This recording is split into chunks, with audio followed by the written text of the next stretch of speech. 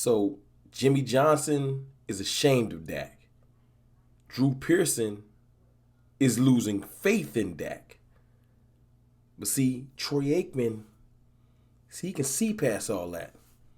He know what the problem is, and it's obvious.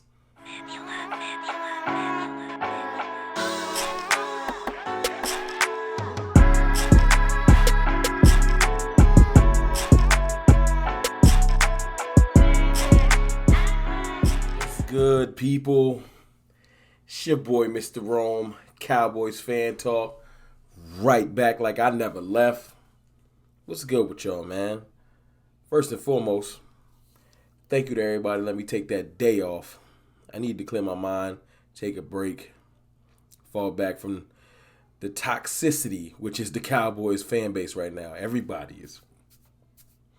It's rough out here, especially for somebody on the front lines that tries my best to give y'all the Cowboys news on the regular. And no, I'm not a reporter. I'm just trying to give y'all what I see and my opinion on what I see.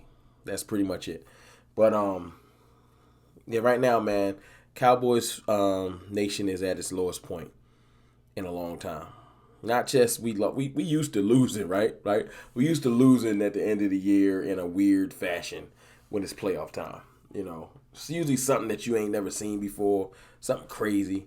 So we used to that. But nah, this year is a little different, man. We got Cowboys legends coming out speaking on it. It feels different. You know, I was saying this year that the team was different, and I was wrong.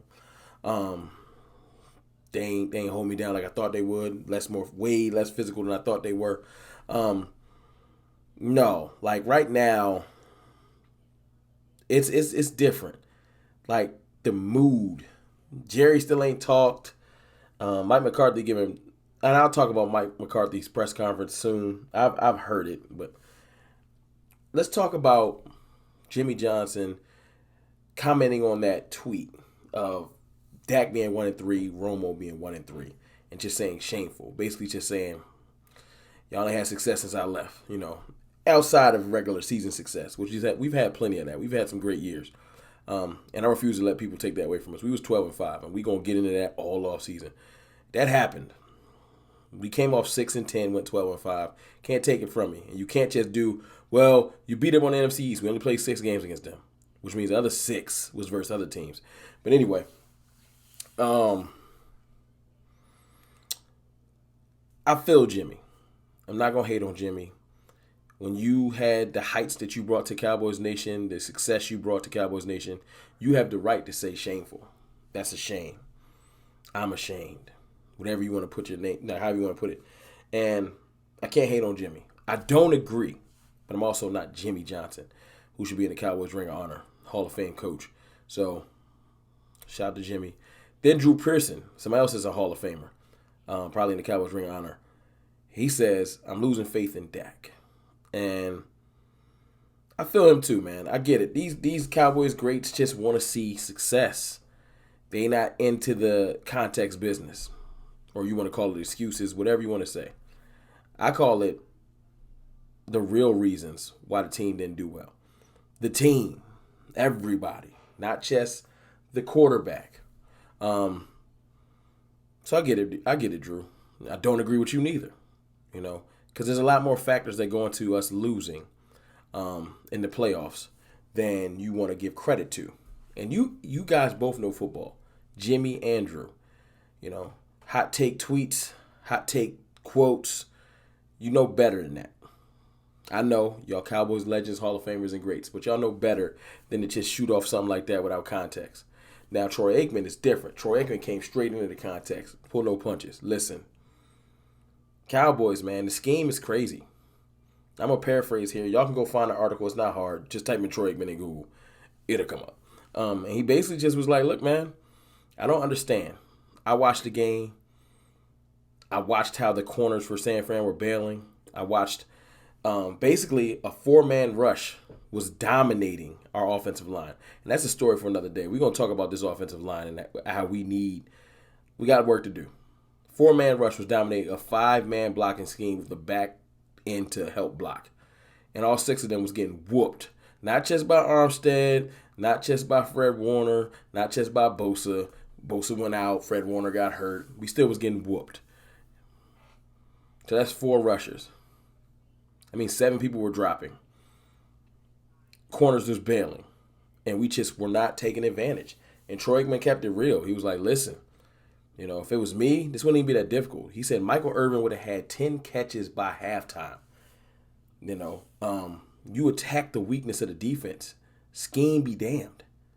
I get you want to go at the scheme. I think Kellen Moore thinks he's too smart. I know y'all have seen the play floating around because it's been driving me nuts. We got 2 offensive linemen going out on the routes. I get it when you want to be tricky sometimes on the goal line and everybody's covering receivers and you slip a tackle out that's eligible and he catches a touchdown. Great. I know you think you're cool because you put Connor McGovern out there to to help block on wide receiver screens when they can figure out what's going on because he's not running the route. Or is he? Because Kellen Moore thinks he's smarter than everybody. But it's stupid. Your scheme ain't always better than just common sense. Attack weakness with your star players. CeeDee Lamb, Tony Pollard can run routes too. I don't care what you got to do to give Tony the ball. Direct snap it to him. I don't care. Tony Pollard should have had 10 to 15 touches. CeeDee Lamb should have had like 10 to 15 targets. Amari Cooper should have 10 to 15 targets. We should have attacked their weaknesses until they prove that they can stop it. If you go into the game and you're like, yo, they think they got our scheme figured out, well, just throw it at them. Throw comebacks till they start playing up on them. And then throw double moves. We got better. Now the offensive line has to hold up. And Dak has to play better. But like I said, we got plenty of time to talk about that. But at the end of the day, Troy was right. Troy said he asked Peyton Manning about the game. They talked about the game. And Peyton agreed, like, yo, I don't know what's going on. Because we can all agree on this. We have a lot of talent. And yes, CeeDee Lamb had a drop. And there's been some things where, with drops. And I don't care. I don't care. We all know who CeeDee Lamb is to this team. Throw it to him. He going to have to drop it 5-6 times in a row for me to be like, all right. My fault. I'll go to someone else. Throw it to Amari 5-6 times in a row. Yes, Schultz had a great season, but he should not be the number 1 in targets. Cedric Wilson is great to me. I'm really happy to have him as a part of this team. But he's still 4th in receiving. When Michael's hurt, he's 3rd. He can be 3rd. He still shouldn't lead in targets. I don't care if you feel like you're tricking everybody and Cedric Wilson's always open. I don't care. Throw at your stars. And when someone like Troy Aikman, at the top of the Cowboys totem pole, like he up there, comes out and just says, I ain't get it. He didn't rip Dak Prescott. He ripped the scheme. So all of y'all that want to just rip Dak Prescott, it ain't about that. And it's not about that Dak didn't throw an interception. You know why you throw interceptions in those situations? You're pressing. My line's getting whooped. I'm going to talk about that too. Ain't no rushing yards. Look at this. All the teams that won that weekend, great rushing attacks in Dallas. With the worst. Dak Prescott should not be second in rushing behind Zeke with 27 yards, and Zeke had 30s? I forgot the exact number. But it was putrid. It was crazy. And then the whole thing about Zeke playing with a torn PCL since week 4. We got stuff to discuss all offseason. But today I wanted to focus on the fact that Hall of Fame coach, ashamed. Hall of Fame receiver, losing faith. Hall of Fame quarterback, presenting context and the reason why we lost that game. Because of arrogance and stupidity of common sense. You should have known. I got great players and their weakest point is their secondary. I'm going to attack it. Just like they realized that our weakest point, and I got to keep it real, was discipline and tackling. They ran for 100-something yards. I can't take that back. And I got nothing but love for our defensive line and our linebackers. I preached about them. At the end of the day, though, we got beat up. Whether they didn't call their jumping off sides, and they didn't. And they didn't call their holds on Micah Parsons, and they didn't. At the end of the day, a lot of those plays, we just didn't look like we wanted it.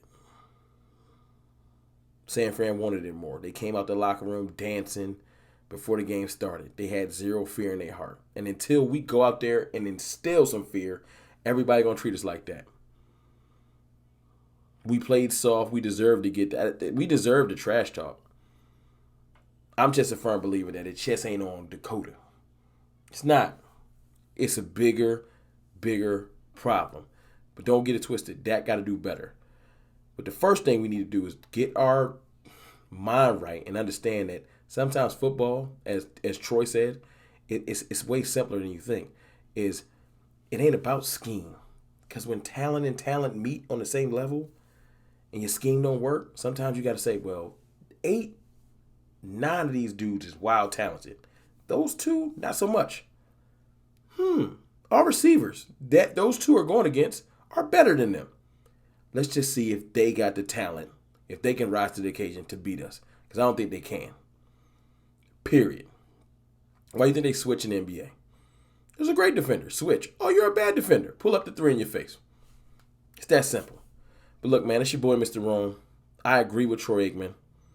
I disagree with the other Hall of Famers. It is what it is. Y'all let me know how y'all feel in the comments. It's going to be a long off season, but we're going to get to it. I holla.